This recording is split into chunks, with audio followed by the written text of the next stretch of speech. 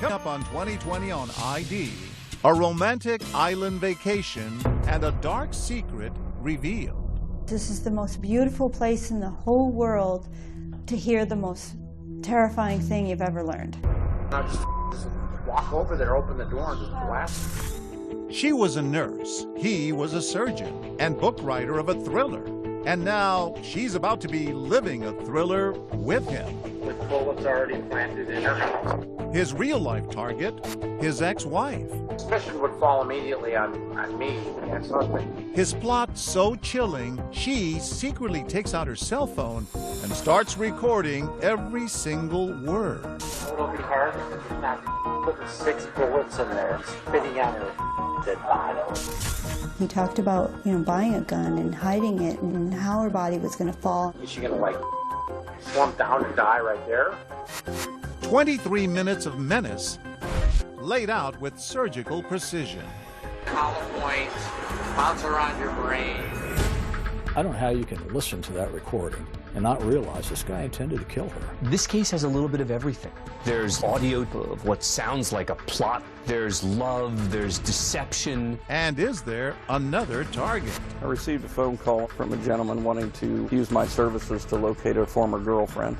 Passport photos, $140,000 in cash, and an unexpected trip. A former Lafayette surgeon on the run. We're tracking through Kansas City area, then continuing south and west. It seems this is a guy who got away with a lot. Maybe he thought he could get away with it again. What the doctor ordered. Welcome to 2020 on ID. I'm John Quinones. Lots of people keep secrets from their partners, but the woman you're about to meet could never have imagined the terrible scheme her lover had been harboring. And now she had a decision to make. Should she turn him in? But if you think the story ends there, think again.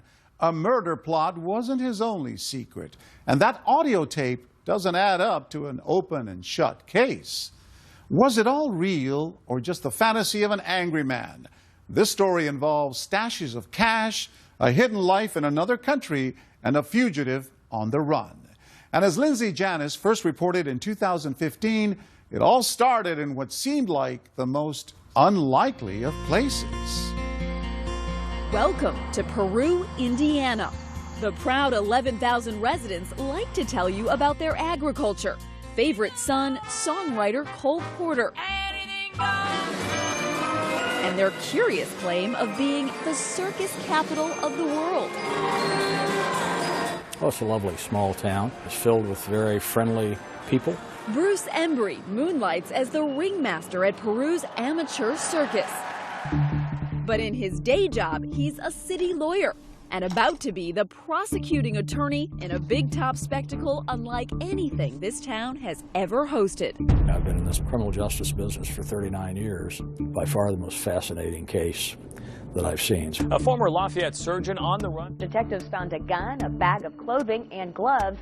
I thought I was reading a novel. I felt like this was a murder mystery. Stranger than fiction is good business for this local reporter from Indianapolis Monthly.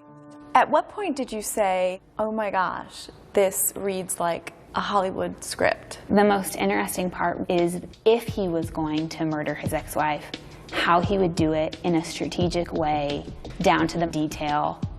He is Dr. Gregory Conrath, a prominent orthopedic surgeon earning as much as $1.7 million a year, specializing in sports medicine, broken bones, and severe trauma. And he doesn't just treat the rich. These are images of Dr. Conrath donating his time and talent to the relief efforts in Haiti. He was at the top of his game, owning as many as 5 homes. But he's gone through a messy divorce with the mother of his 3 children. And as Dr. Conrath approaches the big 5-0, he turns to the website OurTime.com for some age-appropriate romance. He was looking for the same things, looking for a serious relationship. We seem to have similar things in common. Joanna is a nurse, mother, and divorcee too. She was impressed with her knight in shining armor from the start. So tell me about your first date. What was your first impression of Dr. Conrath? I walked up, he was standing at the bar, and so he turned around. He's a very good-looking guy. He introduced himself, and I'm pretty shy and laid back, so he did most of the talking, so I was okay with that. What did you think of him? You know, I think I instantly liked him, was attracted to him. And charming? He's charming, so he always grabs the center of the stage. Charming, bold, and according to some, a big spender. A big spender, absolutely. And a big drinker. Stephen Focht owns Peru's local watering hole, Boondocks, where the doctor's orders usually called for a whole lot of vodka. He walked into our bar one night and he ordered maybe 40 shots. This went on maybe 5 or 6 times. They weren't consuming all 40 shots. They were sharing it around the bar. It was everybody. I believe he had probably spent about $3,000 in our restaurant bar that night.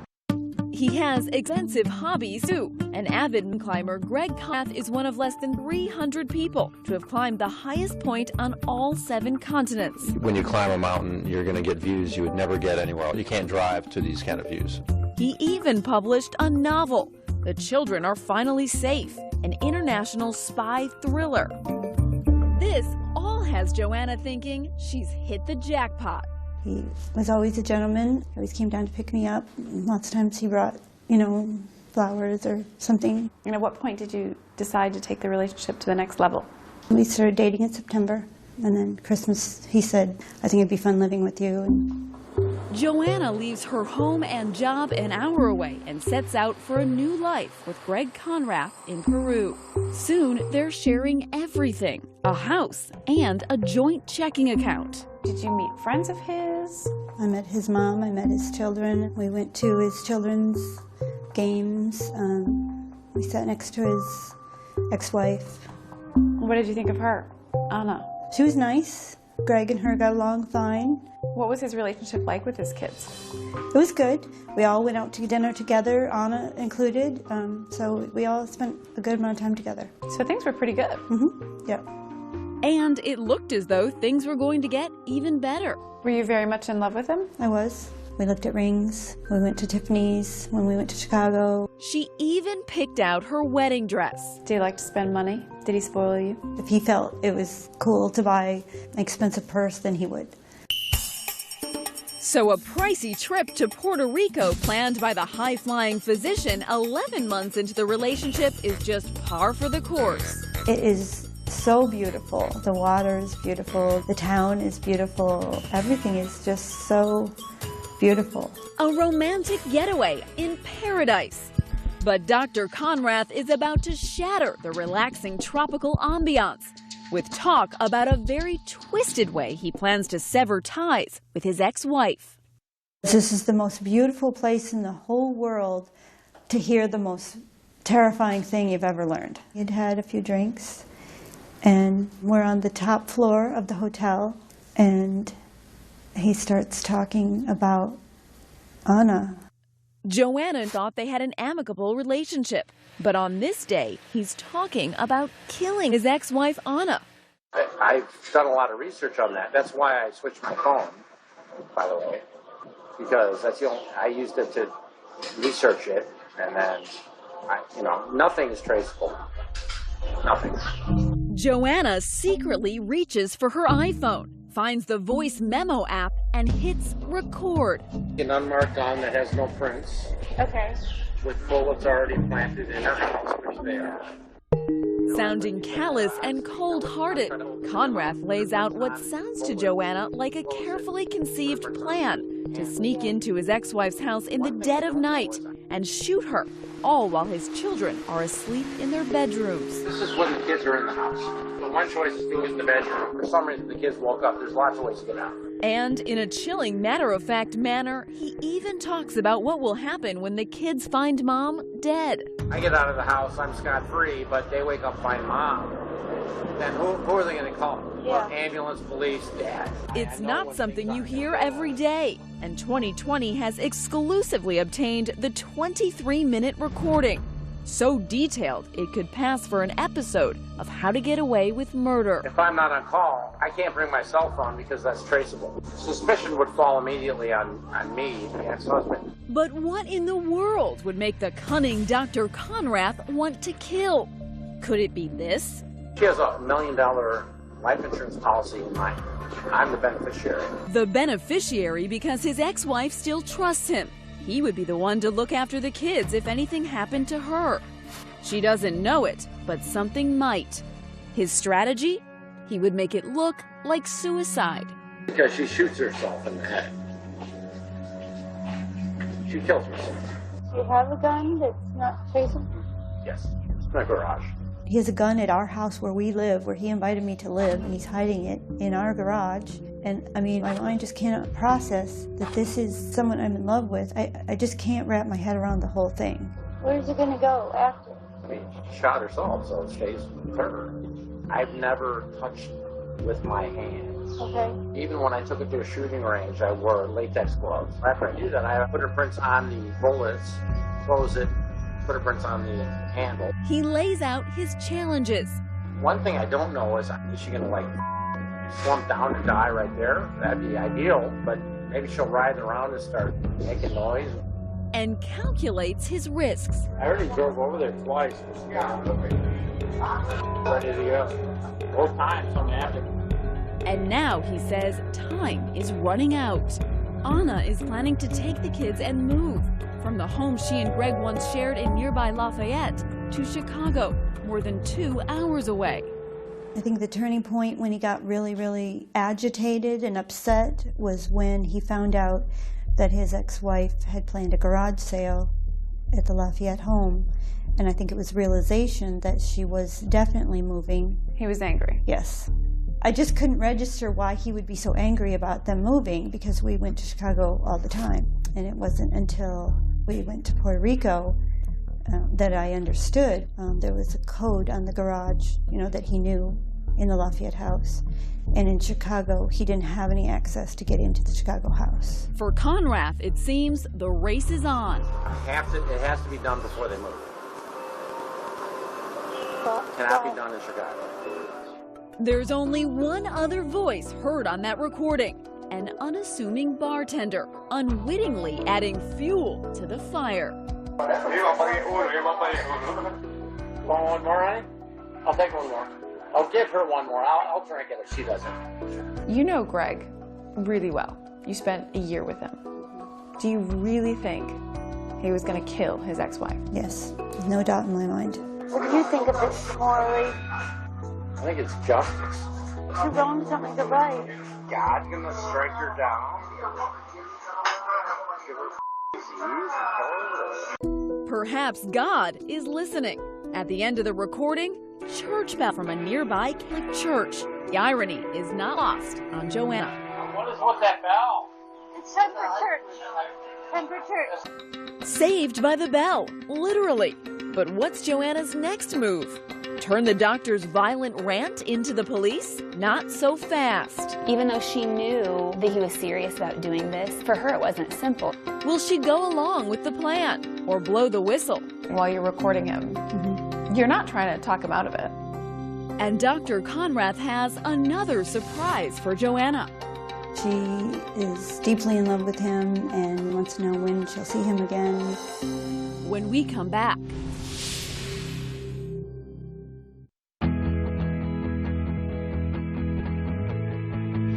11 months into a whirlwind romance, Joanna and her boyfriend, Dr. Greg Conrath, are on vacation in sunny Puerto Rico.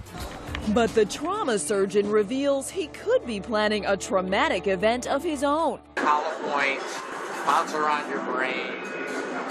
What? It's got to penetrate your skull, but not go through the other side and mess up in there. He's talking about killing his ex-wife. 23 minutes of grisly detail, all captured on a dramatic iPhone recording courtesy of his girlfriend Joanna. What was going through your mind when you decided to press that record button? I didn't want him to kill the mother of his children. Did he act like he was confiding in you? He wanted to tell me because he wanted me to tell the police that he was home with me so that I would be his alibi. Conrath is so cavalier, he's even prepared to get caught. If I get caught, I can do the time. I've lived a full life. I'm a tough guy. While you're recording him, you're not trying to talk him out of it. You're just, what, in shock? But when she finally snaps out of her shock, Joanna doesn't sound so concerned for the mother of those kids. She sounds more concerned for herself. We're going to have to start leaving money in the store. Why? You don't care about me? Yes, honey. Then what'd you say why for? I'm just saying, you're going to have to help set everybody up okay. I wish I could set you up okay. I can't do that. And then a strange question that will even confuse Conrad. Did you get married before? Are you crazy? I always want to get married before that. And that's all thinking of you. That whole comment is thinking of you. Not me. It'll give you something to hang on to. When you said to him, should we get married? What did you mean by that? I started asking questions because I needed to know whether it was real or not. You sounded very upset that he hadn't thought about you and how he was going to look after you financially. Well, of course, because I thought we were in a relationship, and then I come to find out that he's made a whole plan of his life somewhere else. Somewhere else with someone else. Turns out Anna wasn't the only Mrs. Conrad. After they get divorced, he goes to Mexico. For what he says is just he needs to get away, he needs to relax. Blow off some steam. Blow off some steam. There was a lot of drinking involved from what he said. While he's in Mexico, blowing off steam, he got married to a Mexican woman there that he met at a resort. Meet Cynthia Salazar, who lives outside Cabo San Lucas, Mexico. She's the doctor's current wife. When did you find out about the wife in Mexico? On the trip in Puerto Rico. They had been texting almost daily. Were you able to get a hold of his phone and see what they were talking about? I looked, and she is deeply in love with him, and she misses him and wants to know when she'll see him again. Talk about leading a double, make that triple life. Still, Joanna just wants to know where all this leaves her. So do you have a plan for me and Cynthia? Cynthia's fine. Okay, and? I'm talking to you. Nobody else knows this. Nobody. I said, do you have a plan for me and Cynthia as well? And you said Cynthia is fine, so that means you must have a plan for me too. You kidding me? Like that? Cynthia's fine. She doesn't need anyone to take care of her. She's got $140,000 of my money. A full life, family, and stuff like that. I can't do that for you right now. You want me to wait? I don't want you to do anything. I don't need your help. I planned this out as something I would do by myself. Did he think you were going to go along with the plot at this point? I think he assumed. I think he didn't know me at all. Joanna's vacation is over. She tells Conrad she's getting another room in the hotel, but she's secretly plotting her return to Indiana. How long did it take you to get out of there? A day, and then I stayed at the airport until that flight. But she does one more thing before she leaves. She waits for Conrad's paycheck to clear and empties their joint checking account. You took some money out of the account. A joint account. Why did you do that? It was our money together. I had to survive. A day later, Joanna's back in Indiana, and she's not taking Conrad's calls. So he calls law enforcement to check on her, telling them he fears she may be suicidal. So what did you think when that officer came to your door and said, Greg wants us to check on you, he says you're suicidal? I just figured it was part of the plot. So she tells the officer what's really going on. Did you then share the recording with her? I did. And then her partner came in, and then they listened to it. Detective Sergeant Mike Rogers can't believe his ears. Couldn't this just been a guy blowing off steam, talking about his ex-wife like a lot of guys do? That's always a possibility, but I thought we needed to go a little further with the investigation. And you told me that that recording was Greg Conrad's voice, is that correct? Yes. Whether out of conscience, revenge, or fear, Conrad's confidant is now ready to spill the beans. When we return, the trauma surgeon is back from the beach and about to go into the box with Detective Rogers. What's the red light for? It's recording. Oh, okay. And has even more bombs to drop. I used a knife. I tried to stab myself and hit my heart. And later, Dr. Conrath on tape again. This time, hours. When we come back. Comfortable? Yeah.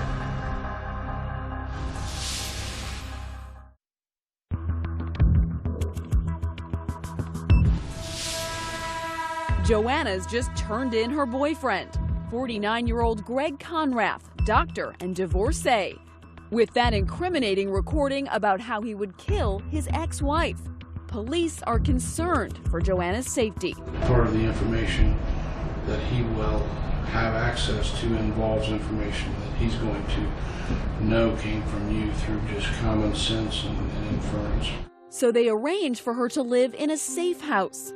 And meanwhile, Dr. Conrath's come back to an empty house. Detective Mike Rogers calls him in for questioning. I want to cut to the chase and find out why I asked you to come here. And gets right to the point. I've uncovered some concerning conversation between you and Joanna about you wanting to kill Anna. Okay?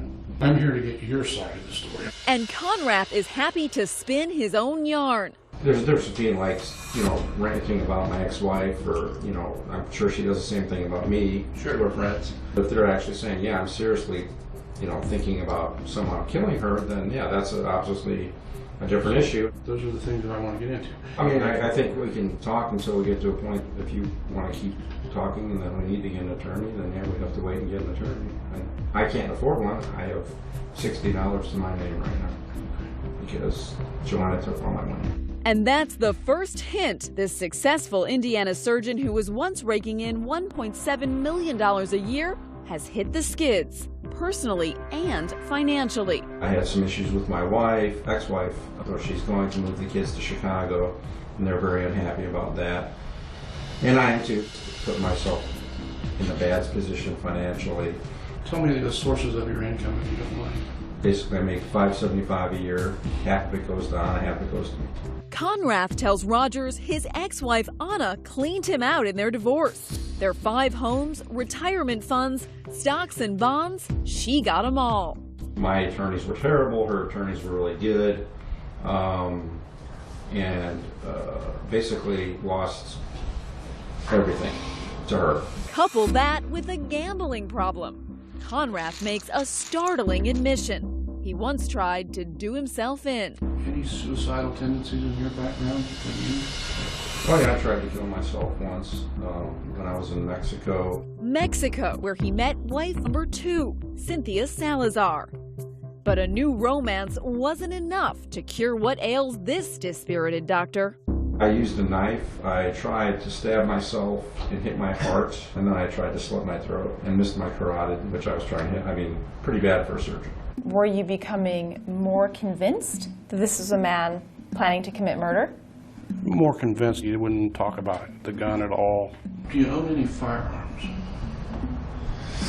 Does that have to do with this death threat thing? Just a simple question, do you own any firearms? Yeah, I want an attorney for that one. Finally, the ever-talkative Dr. Conrath realizes it's time to clam up. And as hours pass, the cops may have a motive, but still don't have a crime. Well, at this point, you're free to go. Detective Rogers will search this humble rental home Conrath and Joanna were sharing. And in the garage, they hit pay dirt. This is a photograph of the garage. The gun was actually located in this bag. And we found everything he said he had laid out in that house. Prosecutor Bruce Embry says the physical evidence is a turning point in the investigation. There's a set of scrubs and a set of sweats in the area, which is what he said he was going to wear. It all added up. And what was in his ex-wife Anna's house? She found the bullets that he said he had planted in the house. How did Anna react? When she listened to the recording, read the transcript, and then discovered the bullets in her house, she was frightened. So in your opinion, he was absolutely planning to commit murder? I was convinced at that point, and I still am, that he intended to kill his ex-wife. So we charged him with attempted murder. Conrath gets a lawyer, defense attorney Eric Honeyegger. The actual tape was his own words. And I thought there was a fairly good likelihood that the jury would convict him based on that. And to the prosecution, the case looks open and shut. A motive, a weapon, and the doctor's bone-chilling prognosis on that recording. Is she gonna like slump down and die right there? That'd be ideal. But in keeping with the spirit of this strange saga, Conrath won't stand trial because he never actually acted on his words. You decided to drop those charges. Ultimately, we had to. You had to be in the vicinity with the means to commit the murder. We couldn't get the case past the judge. There's no question that in certain other states, he could have and would have been charged with attempted murder and very likely convicted. So it looks as if the would-be killer Dr. Conrath is going to get off scot-free. So why is he in jail? It seems this is a guy who got away with a lot. Maybe he thought he could get away with it again. When we come back, Dr. Conrath sets his sights on Joanna. I received a phone call from a gentleman wanting to use my services to locate a former girlfriend. And I'm thinking, if you've got the contact phone number for this lady, why aren't you calling her? And puts his surgical skills to another use. Then we had a call that he had been getting passport pictures shot. He not only got passport pictures, but he asked them for a ruler, got out his driver's license and measured the size of the photograph in the driver's license. One might guess that he's going to try to find some ID someplace. Stay with us.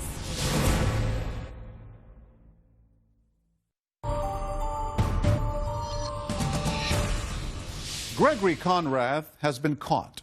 While on vacation, he revealed a plot to murder his ex-wife, and his girlfriend recorded it all. But Indiana law says talking about committing murder isn't a crime. So then, why is Dr. Conrath in jail? Lindsay Janis picks up the story. Miami County Jail in Peru, Indiana. The doctor's new digs. This is him right when you arrested him the first time. Yes. 11 months later. Yes. He looks haggard. Looks like he didn't sleep in that entire 11 months. It's a different lifestyle.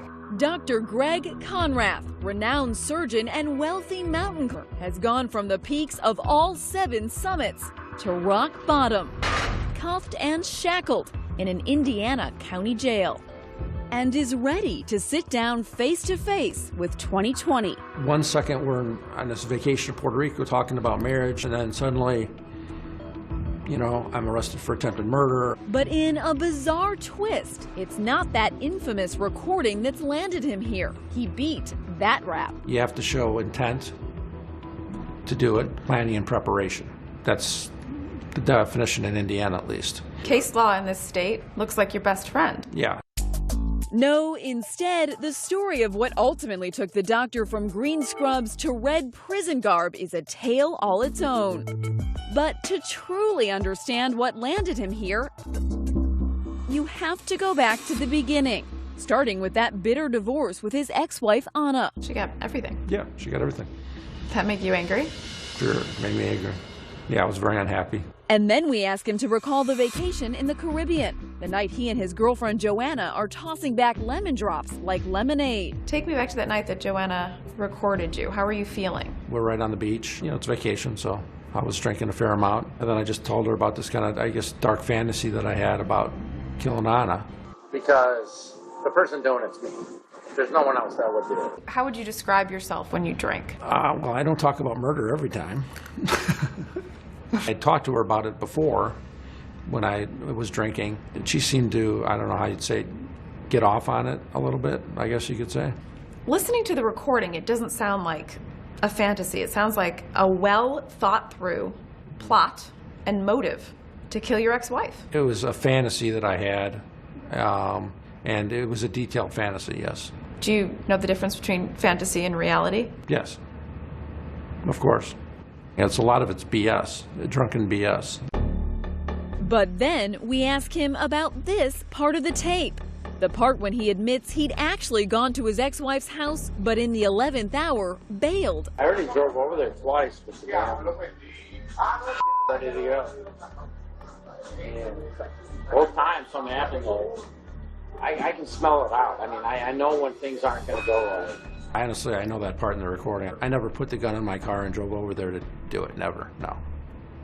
No. Why did you have that gun? Well, I bought it for, you know, why do you have a gun in Indiana? For home protection, just to have a gun. Where did you get it? I bought it in from some guy in a parking lot. So. It's not where most people buy their guns. I don't know where most people buy their guns. At the gun store? Okay. Get a permit? And what about those bullets? On the recording, he'd said he'd planted them in Anna's house. Did you plant bullets, hollow point bullets, in that house? No, I've had bullets from when I bought the gun in the house, and I didn't take them with me when I left the house years ago. And he says with Anna having plans to move out of that house and take the kids to Chicago, he insists his plan never even had a chance. They were no longer living in that house, so, and I couldn't get in the house to do it even if I wanted to, so. But just because it wouldn't have worked doesn't mean you weren't planning on doing it. Well, like I said, it's a dark fantasy to talk about. I don't know how else to say it other than that. Isn't it a terrible coincidence for you that parts of this fantasy were actually true? There was a gun, latex gloves, change of clothing found at the house, hollow point bullets at hers. Yeah, I agree. But, I mean, also I'd like to say that all that stuff is not against the law. But Dr. Conrath made no bones about the venom he felt towards Anna. In this recording, you say that killing your ex-wife would be justice. You know, when I think about the divorce, I was really on my last legs. She really stuck it to me. She didn't have to take every single thing. You hated her so much, you had a plan to kill her. And the plan, just to paraphrase, is basically for me to sneak in the house with my kids there asleep and shoot her in the head and make it look like a suicide. This is when the kids are in the house. One loud thing,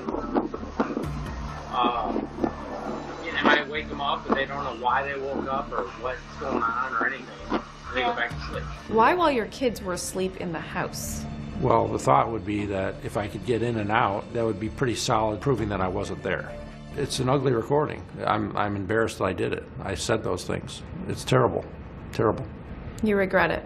Well, yeah, of course I regret it. That's why I'm here. Well, that's not really why he's here. When the attempted murder charge was dropped, Conrath was released from county jail as part of a plea deal. I thought it was reasonable at that point. I thought it was a reasonable offer. But the offer came with one very clear condition: absolutely no contact with his ex-wife Anna or his former girlfriend Joanna, a rule Conrath would violate even before his release. He did it from jail, and he used his children to text and try to contact me. You thought that the man that you were madly in love with and had just gone on vacation with might want to kill you as well. If he would want to do that to someone that he was married to, had children with, what do you think he wants to do with me? Once out of jail, Conrath didn't stop. Conrath tried to contact his ex-girlfriend 3 times after he bonded out of jail. We hired a private investigator to look for Joanna. He tried to. I received a phone call on a Saturday morning, August of last year, from a gentleman wanting to use my services to locate a former girlfriend. Dale Seward is the private investigator Conrath hired. He's got a piece of paper in there with her information, and I'm thinking, if you've got the contact phone number for this lady, why aren't you calling her? But it was yet another piece of paper, Seward says, that really raised flags. He'd written me a $150 check and put it in the envelope. He's got on there Conrath, and it's a $150 check, and he's got a Post-it note on it that says, please don't cash till Friday. You thought, how come a doctor can't write a check for $150 bucks? Yeah. The private eye quickly figured out who Conrath was and alerted the cops. I missed her. You know, I missed the relationship. I wanted to know what happened. I wanted to get some closure. But Conrath wasn't done breaking the rules. With his passport confiscated, he heads over to this local Walgreens. Then we had a call from a woman telling us that he had been in getting passport pictures shot. He not only got passport pictures, but he asked them for a ruler, got out his driver's license and measured the size of the photograph of the driver's license. One might guess that he's going to try to find some ID someplace. But Conrath has one last trick up his sleeve. The doctor is on his way for an unscheduled house call. So he cuts his bracelet off there. And when's the next point that you pick him up? A former Lafayette surgeon on the run. We tracked him through Kansas City area, then continuing south and west through the New Mexico-Arizona border. Stay with us.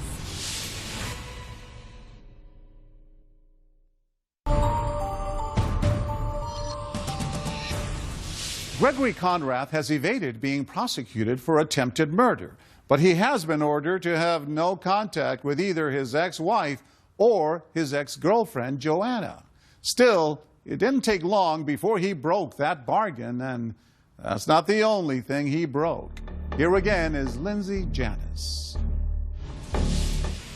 Dr. Greg Conrath is a man on the run after violating no contact orders and purchasing photos for a passport he's not allowed to have.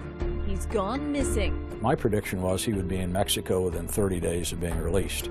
He surprised me. He tried it in 14 days. He had a wife in Mexico, and a substantial amount of money had been forwarded to her prior to his arrest. Cynthia's fine. She doesn't need anyone to take care of her. She's got $140,000 of my money. The disgraced surgeon was supposed to be on home detention when he recklessly cuts off his ankle monitor and leaves it on the side of the road. A former Lafayette surgeon on the run. Conrath is traveling alone, and for a man who says he likes to fantasize, he didn't conjure up a very good escape plan. So he cuts his bracelet off there. And when's the next point that you pick him up? I started getting information that he's over around western Illinois, Missouri area. There's a Wendy's. Conrath's debit card pings at the fast food joint. Surely he should have known that you could track him. Yeah, you'd think so. And he uses his cell phone, which leaves a digital footprint. We tracked him through Kansas City area, then continuing south and west along I-40 through the New Mexico-Arizona border. He was then arrested tonight, just a mile outside of Flagstaff. How long did it take him to get to Arizona? About 2 days. Another, what, half a day, and he would have been in Mexico? Probably. He had stolen a license plate and switched plates on his car. So I think that bought him some time. And he'd packed for quite a while. This is what his car looked like, is that right? Yes, that's what was found at the scene of the traffic stop along I-40. In his car, 40 pairs of shoes and just about everything he owns. Kitchen utensils, pots, pans. The jig is up. Conrath pleaded guilty to stalking charges and fleeing. And despite beating that attempted murder rap, he was sentenced to 10 years in state prison. He could be out in 6. Getting a 10-year sentence for stalking, especially doing what I did, which is very benign, is pretty extreme. That's extreme. Sounds like you're feeling sorry for yourself. I think I was treated unfairly, yes. I think the judge and a lot of people did not forget about the attempted murder charge like you should, because it's dropped. I think that's colored the judge's determination of how much time I should have, as well as the prosecutor. If it was just a stalking charge, doing what I did, I mean, you know, most people would go on probation for a year. Prosecutor Bruce Embry disagrees. He was attempting to find her address. Most stalkings are pretty petty, but he was stalking a woman that he had threatened to kill, and I think that's pretty serious. Perhaps Conrath got off easy. Remember his boasting on that recording? Honestly, I could suck up 30 years of jail time in Indiana. I can do the time. Still think you can do hard time? I'm actually looking forward to going to prison. It's a lot easier to do your time in prison than in a county jail. There's a lot more to do. I'm going to write another novel? I've thought about writing a sequel to the one I wrote already, or maybe something about my life, I don't know. A New York Times bestseller? More like a sad commentary. You know, my career as an orthopedic surgeon is ruined. Never going to do that again. How do you reconcile that man doing charitable work in Haiti, operating on victims there, and the man in jail right now? What I do is I'm a doctor, I take care of people, and if I said some stupid things, then, I mean, I'm paying for it. What a thing to throw away. All that education, the potential income, But he made a series of really bad decisions that have led him to another series of bad decisions, and here we are. Is it possible we'll never know whether he intended to kill his ex-wife? Oh, I don't think we'll ever know any more about this than we know right now. It will always be a mystery. The fallout from Dr. Conrath's misfortune leaves a trail of broken hearts. There's that other Mrs. Conrath in Mexico. What was that all about? Oh, well, a woman I met down there, and we got married. I mean, Fell in love and just got married? yeah, pretty much. You're still married? Yes. Officially, yes. Since this happened, that's been on hold. But I don't know if she's going to wait for me for 5 or 6 years. And then there's Joanna, who had wedding plans of her own. This is the dress I intended to wed Greg in, which I now call the killer dress. What was Joanna's motivation, do you think, in courting you? Well, that's been a real stickler for me. That day we were talking about marriage, and then 2 days later she's on a flight back, with this tape recording. I think she truly was thinking I was serious and truly thought she was doing the right thing. How do you go to work every day and save lives and work on patients, and then at night plan to kill someone? How do you do that? And that brings us to Anna, the ex-wife and one-time target of his so-called fantasy murder plot. She declined to talk to 2020, but in perhaps the most unbelievable twist of all, Dr. Conrath confessed this. Do you still have feelings for Anna? Yeah, I think I still love her. Would you ever want to get back together with her? I think it'd be good for the kids, but that's never going to happen. She's let me talk to them, which is great. Definitely keeps me going. Sounds as if the women caught in Conrath's tangled web will be entangled forever. Do you have any message to send to anybody? Just, watch what you say in front of your girlfriends. As of 2016, Gregory Conrath remains in prison. His earliest scheduled release date is 2022, and his no-contact order with both Anna and Joanna is still in effect. I'm John Quinones. Please join us next time for another edition of 2020 on ID.